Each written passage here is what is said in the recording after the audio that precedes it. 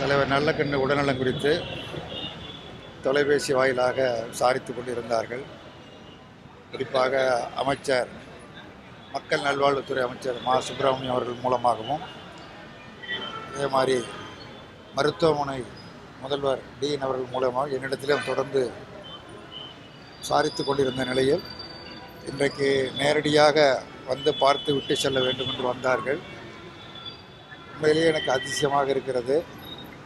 முதலமைச்சர் வந்து பார்த்த பொழுது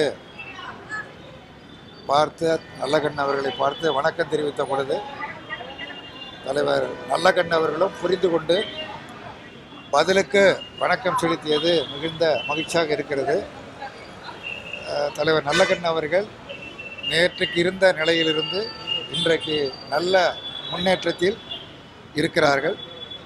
படிப்படியாக நலம் பெற்று நிச்சயமாக உறுதியாக நல்ல நலத்துடன் இல்லம் வருவார்கள் என்கிற எதிர்பார்ப்பு இருக்கிறது.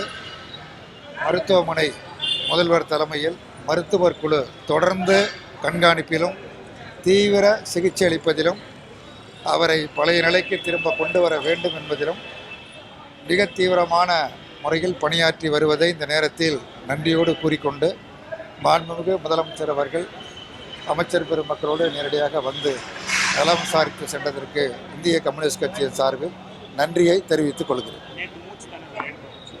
நேற்று மூச்சுத்திணறல் இருந்தது, இன்றைக்கு மூச்சுத்திணறல் இல்லை, நல்ல நிலையில் இருக்கிறது. செயற்கை சுவாசம் இன்னைக்கு கொடுக்கல, இயல்பாக சுவாசிக்கிறார்.